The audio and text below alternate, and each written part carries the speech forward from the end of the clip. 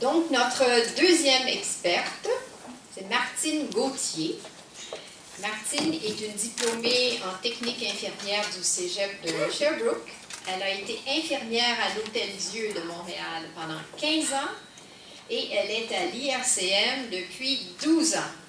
Aujourd'hui, elle est l'infirmière-chef à la clinique de l'Institut et elle va aborder 3 sujets importants. 4.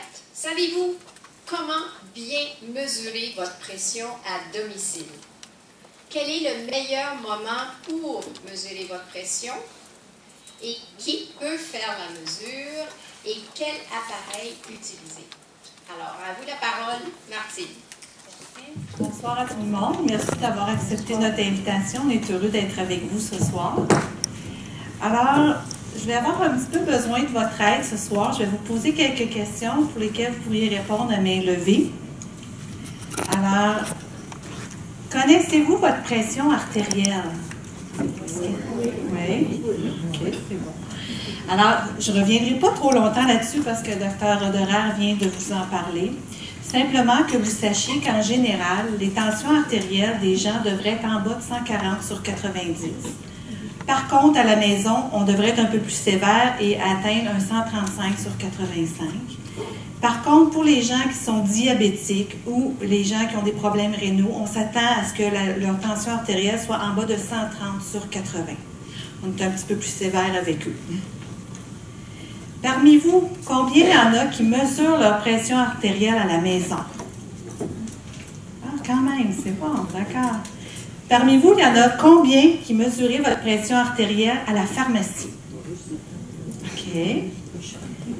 Mais parmi vous, combien il y en a, combien croyez-vous que vous la prenez correctement, votre pression?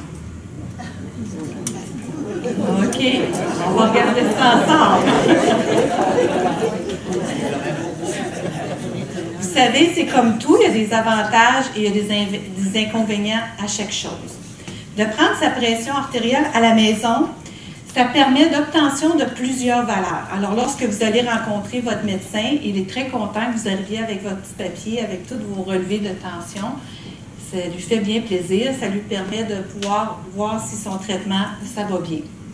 Ça favorise l'observance thérapeutique et ça l'aide à la maîtrise de la pression artérielle. Pour moi, ces deux points-là sont intimement liés.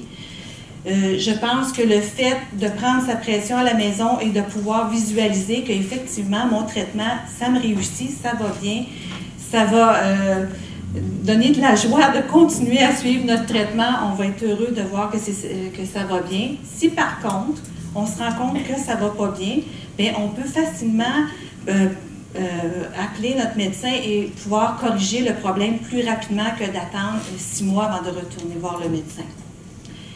Combien d'entre vous ont déjà entendu quelqu'un dire « Moi, quand je suis à la maison, ma pression, elle est toujours belle. Par contre, quand je me présente au bureau du médecin, ma pression est toujours élevée. » Avez-vous déjà entendu ça? Oui, ça vous arrive peut-être même à vous personnellement.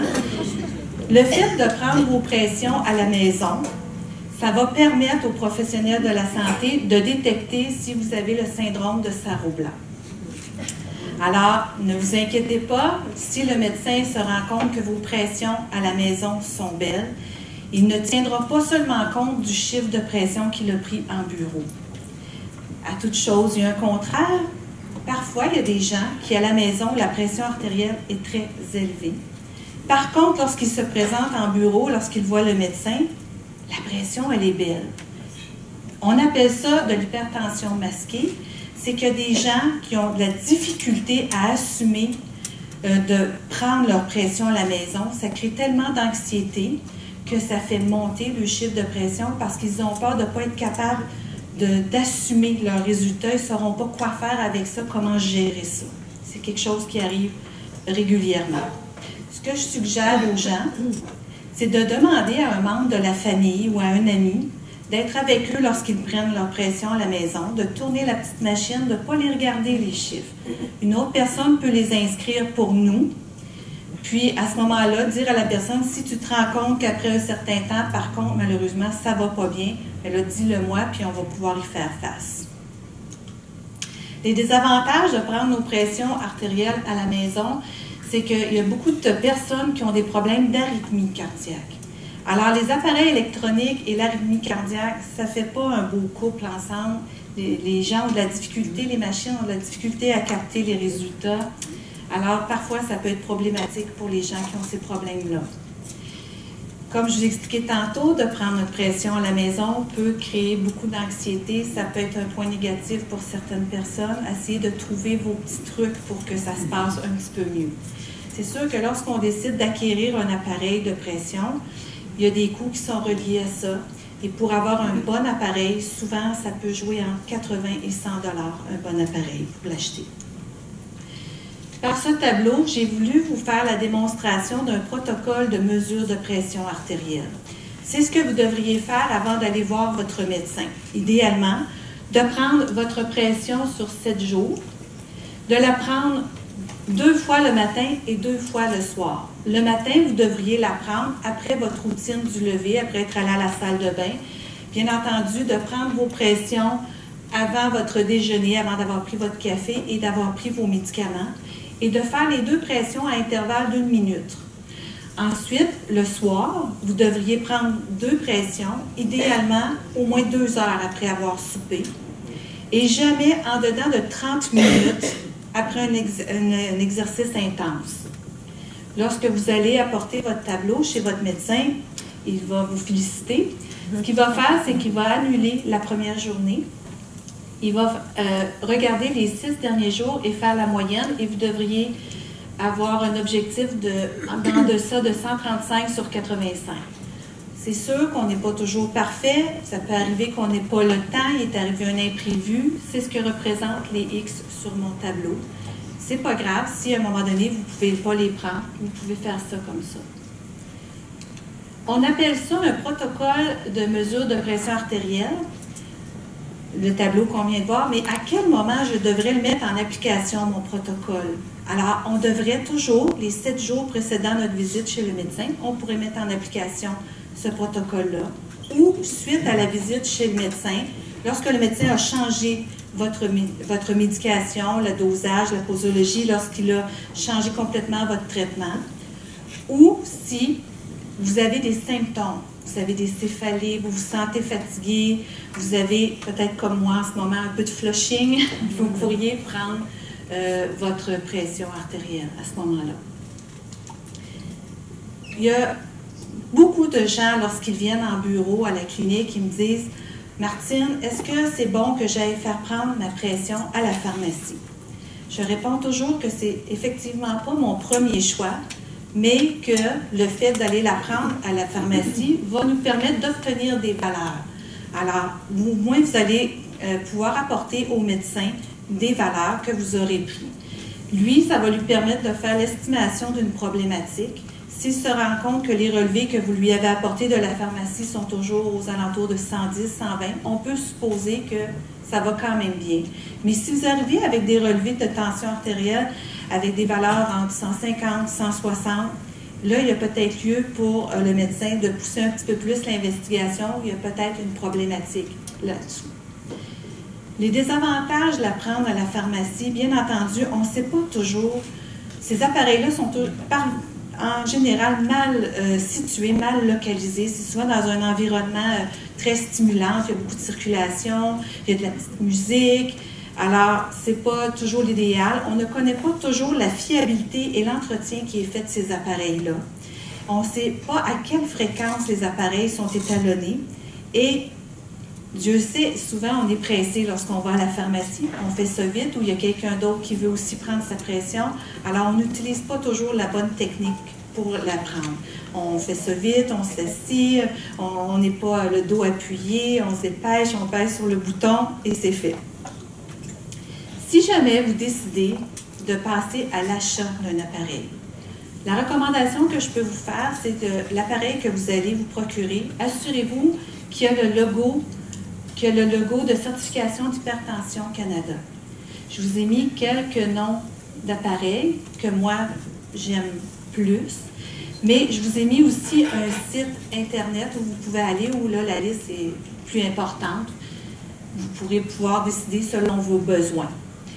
Une chose qui est très importante avant de se rendre à la pharmacie pour aller acheter un appareil, c'est de mesurer la circonférence de votre bras. Vous prenez la mesure à mi-chemin entre le coude et l'épaule, vous mesurez la circonférence de votre bras, vous arrivez à la pharmacie, vous pouvez dire à votre pharmacien, voilà, moi j'ai 40 cm de tour de bras. Là, votre pharmacien devrait vous dire, est-ce que vous allez être la seule personne à utiliser cet appareil-là? Si votre épouse, qui a 22 cm de tour de bras, la prend elle aussi, bien entendu, vous devrez peut-être acheter 2 brassards avec votre appareil. Vous aurez peut-être besoin d'un brassard large et d'un brassard régulier. Alors, toujours penser à ça, c'est très important. Maintenant, moi, je trouve qu'une image vaut 1000 mots. Alors, je vais demander à ma collègue Hélène Larchevêque de venir faire une démonstration. Elle va prendre sa pression devant vous. On va l'observer. Et puis, on va essayer de voir s'il y a des choses que Hélène aurait pu un petit peu améliorer ou faire autrement.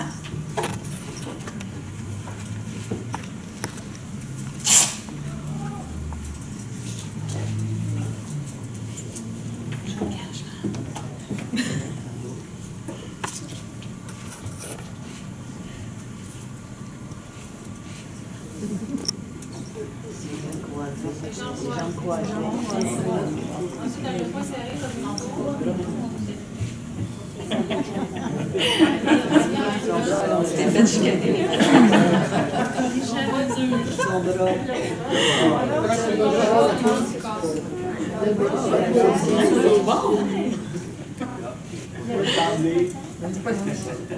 OK. Bien, merci, Hélène.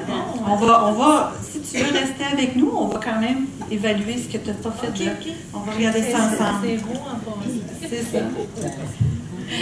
Alors, c'est sûr que la première chose qu'on doit faire lorsqu'on décide de prendre notre pression, on devrait le faire dans un environnement confortable et un environnement calme. Je pense qu'ici, c'est pas devant tout le monde, c'est pas l'idéal.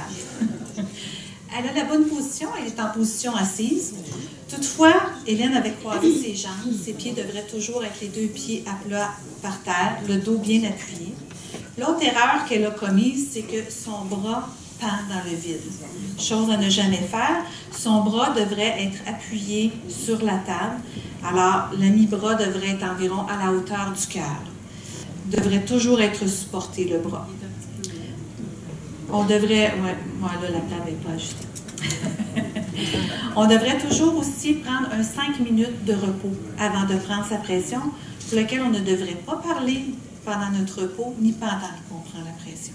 C'est important. Ni lire, bien sûr. Merci beaucoup. Je vais en parler. Sur cette diapositive-là, je voulais vous parler qu'est-ce qui arrive lorsqu'on fait une modification à la procédure standard de prise de pression artérielle. Il y a des impacts qui ont été documentés sur nos façons de faire. Moi, celles que j'insiste le plus, c'est surtout les grandeurs de brassard. Je voulais simplement vous faire la preuve que si vous utilisez un brassard qui est trop petit, l'impact, c'est que ça va surestimer votre pression artérielle de 2 à 14 mm de mercure, autant pour la systolique que pour la diastolique. Et si vous avez un brassard qui est trop grand, ce qui va arriver, c'est que ça va sous-estimer votre pression de 13 mm de mercure pour ce qui est de la systolique et de 8 mm de mercure pour ce qui est de la diastolique. Dans ce tableau, j'ai voulu vous montrer que toutes les activités quotidiennes de la vie, que ce soit de marcher, de parler au téléphone, de manger, va avoir un impact sur votre pression artérielle. Elle ne peut jamais être statique et toujours être la même valeur. Alors, celle qui vous concerne aujourd'hui, c'est d'assister à une réunion. Alors, ça semble bizarre, mais peut-être que vos pressions systoliques sont plus hautes de 20 mm de mercure et de 15 mm de mercure pour ce qui est de la diastolique. Et vous allez sûrement me croire que la mienne est sûrement plus que ça présentement. Sur ça, je vous remercie et je vous souhaite de passer une belle soirée.